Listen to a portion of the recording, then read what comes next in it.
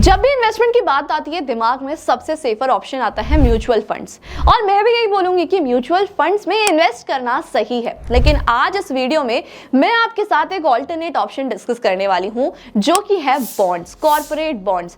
अब corporate bonds भी होते हैं, गवर्नमेंट बॉन्ड्स भी होते हैं, लेकिन मेनली आज इस वीडियो में हम बात करेंगे कि क्यों कंपनीज कॉर्पोरेट बॉन्ड्स को इशू करती हैं, इसमें कंपनीज का क्या फायदा होता है, आप कैसे इससे फायदा उठा सकते हो, आपको कितना रिटर्न मिलेगा, ये सब आज हम इस वीडियो में डिस्कस करेंगे। तो अगर आप भी बॉन्ड्स में इन्वेस्ट करने पर इंटरेस्टेड हो तो आपको क्या करना है, इस वीडियो को पूरा देखना है। अगर आप हमारे चैनल पर न्यू हो तो चैनल को सब्सक्राइब करना है, बेल आइकन को प्रेस करना है, इस वीडियो को सभी के साथ शेयर करना है। तो चलिए अब स्टार्ट करते हैं और सबसे पहले तो ये समझ लेते हैं कि कॉर्पोरेट बॉन्ड्स क्या होता है। जब भी किसी कंपनी को अपने लिए कैपिटल रेस करनी होती है तो वो बॉन्ड्स को इशू कर देते हैं। सेम विद स्टॉक्स, जब भी किसी कंपनी को अपने लिए कैपिटल चाहिए या फिर उनको फंड्स रेस करने हैं तो वो स्टॉक्स लिस्ट कर देते हैं। लेकिन यहां पर क्या होता है कि जो कंपनी है उसको अपनी ओनरशिप नहीं देनी होती है, यानी कि कोई भी शेयर इन्वेस्टर के पास नहीं जाता है। तो इस वजह से कंपनीज बॉन्ड्स इशू करती हैं। ये काइंड ऑफ एक कॉन्ट्रैक्ट होता है, एक लोन कॉन्ट्रैक्ट होता है इन्वेस्टर और कंपनी के बीच में, जिसमें इन्वेस्टर एक पर्टिकुलर अमाउंट देता है कंपनी को, उस पर उसे इंटरेस्ट भी मिलता है। एक मैच्योरिटी डेट भी डिसाइडेड होती है जिस दिन वो पूरा लोन अमाउंट खत्म करना होता है। तो इस तरीके से ये बॉन्ड्स काम करते हैं। अब कॉर्पोरेट बॉन्ड्स और गवर्नमेंट बॉन्ड्स में क्या डिफरेंस होता है?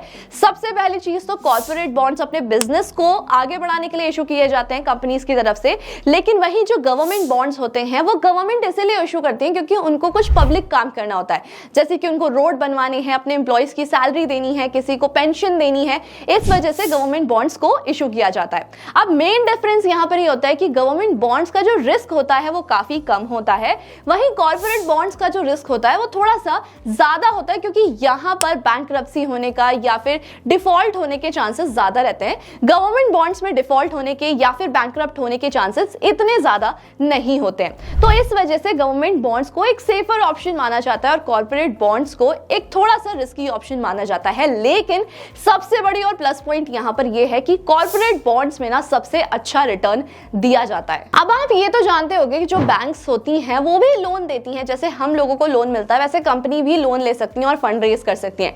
लेकिन जो कंपनीज होती हैं वो लोन को प्रायोरिटी पर ना रखकर लोगों से बोरो करने को क्यों ज्यादा प्रायोरिटी देती हैं वो भी समझ लेते हैं। इसके मेनली दो रीजन होते हैं। सबसे पहला रीजन तो यही होता है कि जो कंपनी की प्रायोरिटी होती है वो ये होती है कि वो लोअर इंटरेस्ट रेट पर ज्यादा फंड रेज कर सके। वहीं अगर वो बैंक से लोन लेने जाएंगे तो वहां पर उनको काफी ज्यादा इंटरेस्ट रेट पे करना पड़ता है। अगर इंटरेस्ट रेट ज्यादा पे करना पड़ेगा तो ऐसी सिचुएशन में उनकी ग्रोथ रुक जाएगी और ज्यादा कैपिटल में वो नहीं इन्वेस्ट कर पाएंगे। ज्यादातर कंपनीज का मोटिव यही होता है कि वो लोअर इंटरेस्ट रेट पर लोगों से बोरो कर लें और एक पॉइंट पर आकर, एक मैच्योरिटी डेट पर आकर उनको पैसा वापस कर दें। अब इसका दूसरा रीजन ये होता है कि अगर कोई बैंक से लोन लेती है कंपनी तो उनके ऊपर काफी सारे रिस्ट्रिक्शंस आ जाते हैं। वहीं अगर एक बॉन्ड्स के थ्रू उनके पास पैसा आ रहा है तो उनके पास बहुत ज्यादा फ्रीडम होती है कि वो अपने अकॉर्डिंग कोई भी मैच्योरिटी डेट जो है वो सिलेक्ट कर सकते हैं।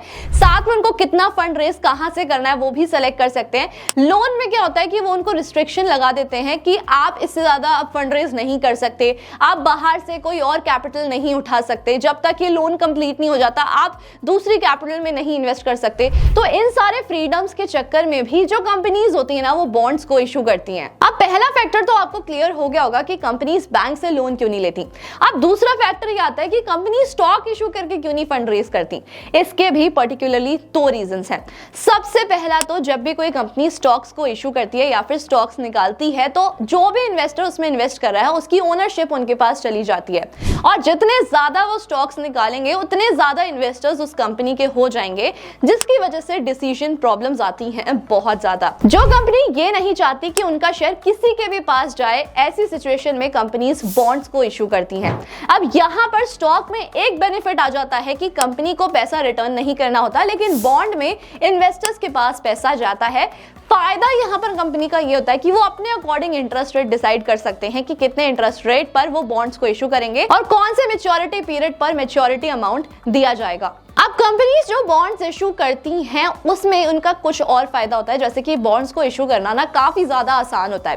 कैसे आसान होता है? सबका एक ही इंटरेस्ट रेट रहता है, एक ही मैच्योरिटी डेट रहता है, एक ही रिटर्न रहता है, तो लोगों को ट्रैक करने में बहुत ही ज्यादा आसानी होती है। साथ में जितना चाहें वो उतना ज्यादा फंड रेज कर सकते हैं लोगों से। अब ये समझ लेते हैं कि आखिरकार जो लोग होते हैं, जो इन्वेस्टर्स होते हैं, वो कैसे कॉर्पोरेट बॉन्ड्स पर ट्रस्ट करते हैं, क्योंकि मैंने स्टार्टिंग में बोला था कि कॉर्पोरेट बॉन्ड्स थोड़े से रिस्की होते हैं क्योंकि यहां पर डिफॉल्ट का चांस ज्यादा होता है।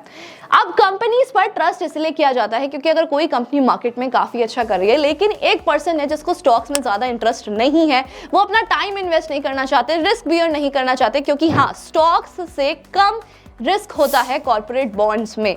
तो अगर कोई ज्यादा रिस्क नहीं बियर कर सकता, म्यूचुअल फंड्स में भी इन्वेस्ट नहीं करना चाहता, तो वो बॉन्ड्स को चूज करता है।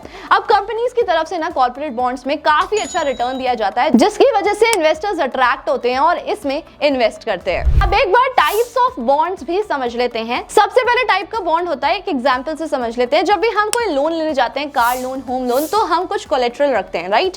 तो इसी तरीके से कंपनी आपको, एक इन्वेस्टर को कोलेट्रल देती है कोई भी असेट का, कि अगर डिफॉल्ट हो जाता है तो उस असेट से वो अपना रिकवरी कर सकते हैं।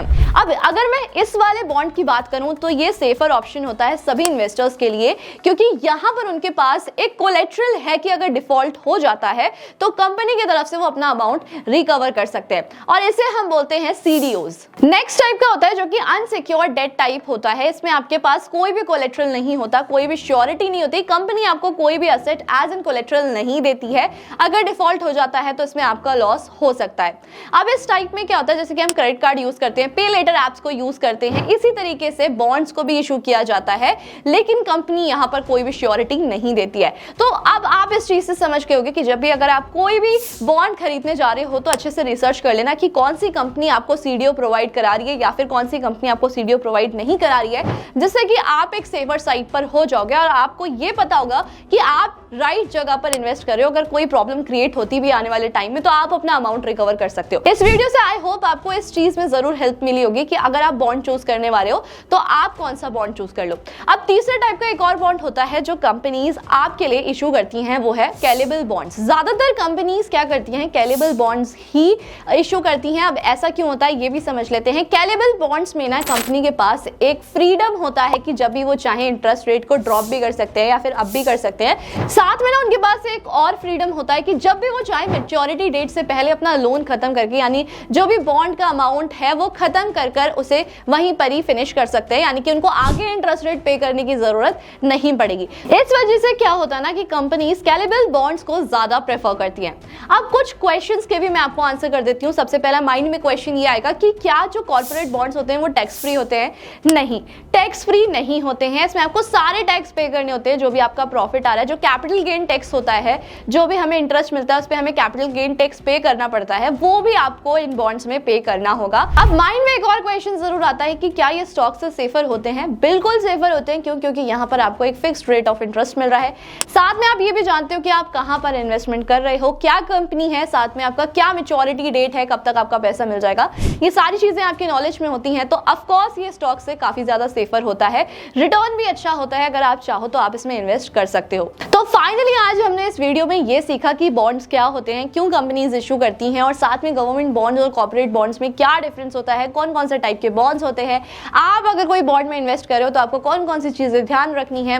अब लास्ट में मैं एक चीज बोलना चाहूंगी कि अगर आपने अभी तक इन्वेस्टमेंट स्टार्ट नहीं की है तो आपको इन्वेस्टमेंट आज से ही स्टार्ट करनी चाहिए। बॉन्ड्स में अगर आपको इन्वेस्टमेंट करनी है तो उसके लिए आपको डीमेट अकाउंट की जरूरत पड़ेगी। डीमेट अकाउंट का लिंक आपको हमारे डिस्क्रिप्शन बॉक्स और पिन कमेंट में मिल जाएगा। आप जाकर फ्री डीमेट अकाउंट ओपन करा सकते हो। साथ में आप इसमें रेफर एंड अर्न भी कर सकते हो। पर रेफर आपको 700 रुपीज तक मिल सकते हैं। इस वीडियो को सभी इन्वेस्टर्स के साथ शेयर कर देना। मुझे कमेंट करके जरूर बताना कि क्या अब आप बॉन्ड्स में इन्वेस्ट करना चाहोगे या फिर नहीं। और ऐसे इंटरेस्टिंग वीडियोस के लिए हमारे चैनल को सब्सक्राइब करना, बेल आइकन को प्रेस करना बिल्कुल मत भूलना। Thank you so much.